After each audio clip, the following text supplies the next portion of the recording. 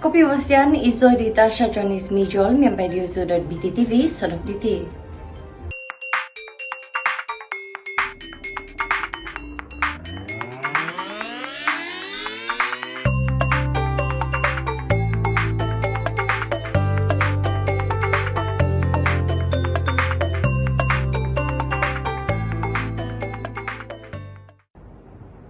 Sabah perlu bersedia lebih awal menghadapi monsun timur laut. Persediaan lebih awal melibatkan semua agensi kerajaan perlu dilakukan dalam menghadapi monsun timur laut yang dijangka membawa hujan lebat berpanjangan dan mengakibatkan bencana banjir, kata Timbalan Ketua Menteri, Datuk Seri Bung Mokhtar Radin. Beliau berkata, monsun timur laut sememangnya sesuatu yang dijangka berlaku saban tahun. Bagaimanapun, pihak berkaitan sering mengambil tindakan secara ad hoc atau apabila diperlukan dan kelaziman ini perlu diubah. Katanya adalah lebih baik semua pihak membuat persiapan awal daripada menunggu bencana berlaku. Menurutnya, seharusnya semua agensi kerajaan dikerah untuk memantau perkembangan cuaca ini lebih awal dan jangan menunggu sudah berlaku bencana alam baru tindakan dilakukan. Bung berkata demikian kepada pemberita di Beluran semalam selepas meninjau Jalan Nangoh, Paitan, Kanibongan yang runtuh akibat hujan lebat pada 19 Januari lalu. Beliau berkata, fenomena banjir bukan saja menjejaskan kehidupan rakyat dan menyebabkan tanah runtuh serta jalan rosak. Malah, turut mengganggu penyaluran bekalan air bersih kepada rakyat kerana kerosakan sistem paip air bawah tanah. Merujuk kejadian jalan runtuh di Jalan Nangoh, Paitan, Kanibongan yang turut melibatkan kuartus Jabatan Air Paitan, Bung Mokhtar yang juga Menteri Kerja Raya berkata pihaknya mendapati paip air di kawasan tanah runtuh itu turut pecah. Beliau telah meminta penolong pegawai daerah Paitan untuk memanggil satu mesyuarat khas bersama semua agensi kerajaan terlibat untuk memperbaiki dan membaik pulih jalan raya berkenaan. Bung mahu agar masalah ini diselesaikan dalam tempoh 4 atau 5 bulan. Ia bagi membolehkan perkhidmatan jalan raya dan bekalan air bersih kepada kira-kira 600 pengguna dipulihkan semula. Kita ikuti perkembangan situasi semasa COVID-19 di Sabah. Pelaksanaan ujian saringan COVID-19 ke atas pelajar Sijil Pelajaran Malaysia SPM dan Sijil Tinggi Persekolahan Malaysia STPM di Sabah hanya tertakluk kepada pelajar yang tinggal di asrama sahaja. Menteri Kerajaan Tempatan dan Perumahan Datuk Seri Masidi Manjun menegaskan saranan kepada ibu bapa untuk membuat saringan terhadap anak-anak mereka sebelum memulakan sesi persekolahan hanyalah satu nasihat dan bukannya diwajibkan. Beliau turut menggesa semua ibu bapa memastikan anak-anak mereka bebas dari jangkitan COVID-19. Berkenaan pelaksanaan saringan COVID ke atas pelajar SPM dan STPM yang dikeluarkan oleh Pengarah Kesihatan Negeri Sabah melalui surat perkelilingan bertarikh 12 Januari, arahan ini hanya tertakluk kepada pelajar-pelajar yang tinggal di asrama sekolah sahaja. Susulan saranan saringan kepada semua pelajar sebelum memulakan persekolahan, buat masa ini kapasiti pemeriksaan Jabatan Kesihatan Negeri Sabah tidak dapat merangkumi keseluruhan jumlah pelajar-pelajar itu. Sehubungan itu, satu pendekatan yang lebih baik adalah diperlukan untuk memastikan pelajar-pelajar membawa risiko jangkitan yang minima apabila memulakan sesi persekolahan kelab. Dalam masa yang sama, para ibu bapa dan penjaga disarankan supaya sentiasa membuat pengawasan terhadap simptom ke atas anak-anak mereka dan mendapatkan pemeriksaan dan rawatan segera di klinik kesihatan sekiranya bergejala. Saya ingin menyatakan bahawa saranan kemarin itu cuma satu nasihat, ya, bukan sesuatu yang diwajibkan, ya. Saya amat paham dengan kekangan keuangan atau jumlah keuangan yang terlibatkan. Dia bukan satu arahan ya.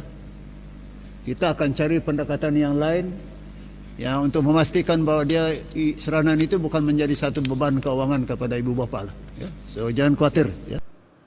Bilangan pelajar yang memerlukan bantuan peranti daripada kerajaan negeri juga sedang diteliti dengan kerjasama Jabatan Pendidikan Sabah. Keberkesanan bantuan peranti ini juga tertakluk kepada liputan internet di satu-satu kawasan. Pada hari ini kerajaan negeri dalam mesyuarat kabinetnya telah meminta Esko Pendidikan Negeri iaitu Dato' Arifin ya, untuk berhubung dengan Jabatan Pendidikan Negeri Sabah bagi menentukan pertama mereka yang layak lah. Dan kedua, jumlah sebenarnya yang diperlukan. Dan selepas itu barulah dipertimbangkan jenis peranti yang perlu diberi. Saya juga dia ingatkan bahawa ada tempat-tempat tertentu di Sabah ini tidak ada liputan Wi-Fi maupun internet. Ini juga satu pertimbangan. Ya. Sementara itu, kes positif baru COVID-19 di Sabah menurun buat hari keempat berturut-turut dengan 295 kes dilaporkan hari ini berbanding 303 kes semalam. Ini menjadikan jumlah kumulatif kini 47,737 kes. Satu kes kematian dilaporkan hari ini iaitu di Putatan. Satu kluster baru turut dilaporkan hari ini iaitu kluster Jalan Sulaman, Kota Kinabalu dengan 23 kes kumulatif setakat ini. Kluster ini membabitkan pekerja sebuah pasar raya di Sulaman. 419 pesakit telah sembuh hari ini, manakala 2,618 pesakit sedang menjalani rawatan. Jelas Masidi, Sabah tidak mengalami kekurangan wad untuk merawat pesakit COVID-19.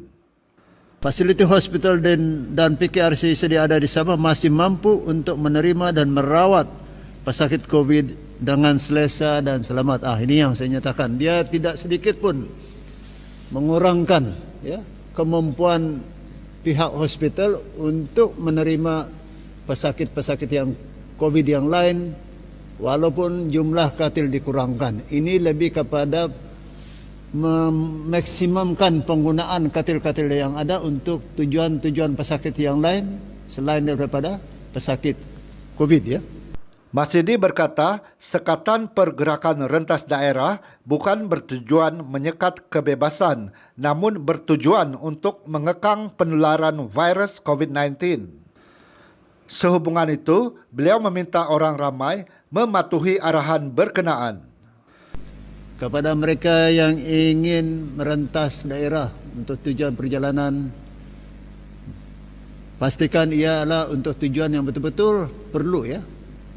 Kerana kita mau mengekangkan perjalanan ini bukan tujuan untuk menghadkan pergerakan, tapi menghadkan penularan virus COVID ini ke daerah-daerah yang lain. Sekarang lagi ini semua kita tahu, virus ini kadang-kadang tidak bergejala. Asymptomatic ya, doktor. Ya.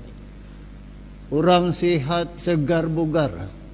Tapi bila melalui ujian dia dapati dia pembawa virus.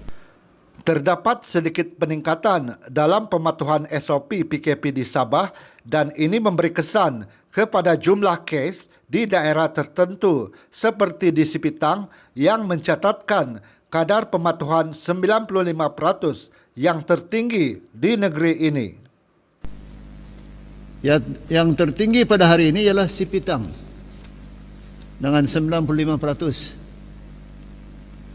Dan kerana itulah kalau kita lihat tadi, coba kita dia punya tengok dia punya dia punya correlation dia, kaitan. Sipitang dalam masa 24 jam kosong. Tidak ada jangkitan yang baru. Dan tengok kadar pematuhan dia 95%, yang tertinggi di seluruh negeri Sabah. Masidi berkata, 39,100 petugas barisan hadapan di Sabah akan menjalani fasa pertama proses vaksinasi. Ditanya sama ada pemimpin negeri akan diberi keutamaan menerima vaksin bersama-sama dengan petugas barisan hadapan Masidi berkata perkara itu akan ditentukan Kementerian Kesehatan. Sudah pasti yang pertama yang akan menerima vaksin ialah mereka yang terlibat di frontliners, doktor, nurse dan kaki tangan hospital. Sama ada pemimpin-pemimpin tergolong sebagai frontliners, itu adalah keputusan keputusan Kementerian Kesehatan. Jelas Masidi lagi, setakat ini Sabah merekodkan 134 kluster, di mana hanya 45 kluster masih aktif. 322.749 bakul makanan telah diagihkan setakat ini. Isu penduduk rumah panjang curi keluar ketika PKP di Sibu sedang ditangani. Jawatan Kuasa Pengurusan Bencana Negeri JPBN Sarawak, polis dan tentera akan berbincang langkah lebih efektif bagi menangani isu penduduk rumah panjang lari daripada sekatan pergerakan akibat penularan COVID-19 di Sibu menggunakan laluan denai hutan. Pengerusi JPBN Sarawak, Datuk Amar Douglas Ugah Embas berkata, beliau telah meminta Pesuruhjaya Polis Sarawak, Datuk Aidi Ismail dan pihak tentera untuk mengemukakan satu program pemerkasaan lebih berkesan bagi menghalang perbuatan penduduk itu pada mesyuarat harian jawatan kuasa berkenaan hari ini. Menurut Douglas, walaupun kawasan rumah panjang telah ditutup, masih ada penduduk di rumah panjang terbabit yang masih degil dan keluar secara curi-curi. Tegasnya, ini adalah tindakan yang tidak bertanggungjawab.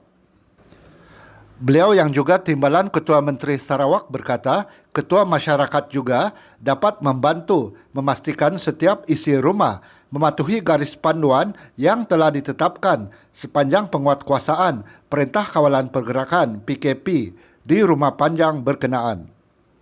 Semalam, Ketua Polis Daerah Sibu, ACP, Stanley Jonathan Ringgit dilaporkan berkata, beliau tidak menafikan terdapat penduduk di rumah panjang yang dikenakan sekatan pergerakan bertindak menyusup keluar dari kediaman mereka.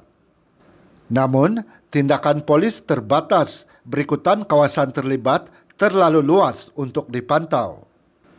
Sementara itu, Ugah berkata, setakat semalam, 3 kes kematian baru akibat COVID-19 dilaporkan di Sibu, menjadikan jumlah keseluruhan kematian di Sarawak meningkat kepada 33 kes. Semalam, Sarawak mencatatkan 205 kes positif baru COVID-19, menjadikan jumlah kumulatif meningkat kepada 3,704 kes. Sementara itu, lebih 50 anggota Batalion ke-13 Regimen Askar Melayu Diraja, Kem Pakit Seri Aman diatur gerak untuk memantau pematuhan PKP di 10 rumah panjang di Seri Aman. Panglima Brigad Ketiga Infanteri Malaysia, Brigadier Jeneral Dato' Azhar Ahmad berkata 10 rumah panjang tersebut telah dikenal pasti melalui operasi pengesanan kes aktif ACD baru-baru ini. Untuk ini kita atur gerakkan berikon dalam 13 section, mana dalam satu section tu ada 8 orang. Jadi anggaran kita berikon dalam hampir 50 anggota kita akan terlibat dan ini akan kita tentukan mereka tidak bersentuhan dengan sesiapa pun yang memasuki atau keluar daripada rumah panjang tersebut. Tegasnya lagi, pemantauan oleh anggota tentera itu juga bagi memastikan penduduk rumah panjang tidak keluar dari rumah menggunakan jalan tikus sepanjang tempoh PKP ataupun ketika menjalani perintah kuarantin. Antara rumah panjang yang dipantau adalah rumah panjang Entaban Ulu Skerang, Pai Skerang, Pematoh Skerang dan Tanjung Skerang. Beliau berkata demikian kepada media pada program menderma darah Regimen 511 Askar Watania di Kem Ria, Kota Sentosa semalam. Program dijalankan dengan kerjasama Bank Darah Hospital Umum Sarawak. Semua syarikat yang disenaraikan sebagai perkhidmatan perlu di Sibu perlu mendapatkan permit polis untuk pergerakan pekerja mereka berkuat kuasa hari ini. Keputusan itu dibuat Jawatan Kuasa Pengurusan Bencana bahagian Sibu dalam usaha mengekang penularan jangkitan COVID-19. Sejak awal pagi semalam, ratusan majikan membanjiri Balai Polis Sentral Sibu dan Balai Polis Lanang untuk memohon permit berkenaan. Majikan berpendapat adalah tidak sesuai untuk orang ramai bersesak bagi mendapatkan permit berkenaan. Permohonan permit sebenarnya boleh dilakukan di atas talian agar mereka tidak perlu keluar rumah. In my opinion saya rasa tidak perlu inilah. Ya, macam sangat kelam kabut lah. Tengok macam situation sini sangat kelam kabut. Jadi kalau di online apply di online lebih bagus. Yalah, harap-harap kerajaan dapatlah mula permit secara online. Pasti harap diluluskan lah. Harapnya lebih bagus. Harapnya dapat berhasil lah mengurangkan banyak kes di Sarawak tu. Buku puasa diikutkan besok. Nah, jadi pasal itulah kami orang cuba sedaya payah untuk mula surat lepasan untuk kerja selamat. Sebab sempit bah berkumpul semua. Atas talian bagus jual lah, bagi kami bagus. Akibat ingkar arahan kuarantin, 2 lelaki di Beaufort dikenakan kompaun. Di Beaufort, 2 lelaki yang diarahkan menjalani tempoh kuarantin dikenakan kompaun selepas didapati melanggar arahan berkenaan. Ketua Polis Daerah Beaufort, Deputy Superintendent Azmir Abdul Razak berkata, individu pertama yang dikenakan kompaun membabitkan seorang lelaki berusia 36 tahun di Kampung Kelabu. Manakala seorang lagi membabitkan seorang lelaki berusia 51 tahun yang tinggal di Kampung Rancangan Klias. Katanya, sepasukan polis dari IPD Beaufort bergerak ke kediaman orang kena kuarantin berdasarkan maklumat orang awam berkenaan pelanggaran perintah kuarantin. Kedua-dua lelaki berkenaan dilihat berkeliaran dengan berkumpul di sekitar kampung berkenaan. Azmir berkata, kompaun dikeluarkan terhadap mereka selepas didapati melakukan kesalahan mengikut Peraturan 13-1 Peraturan Pencegahan Penyakit Berjangkit nombor 9 tahun 2020. Ketuaran Misomo Tokovago.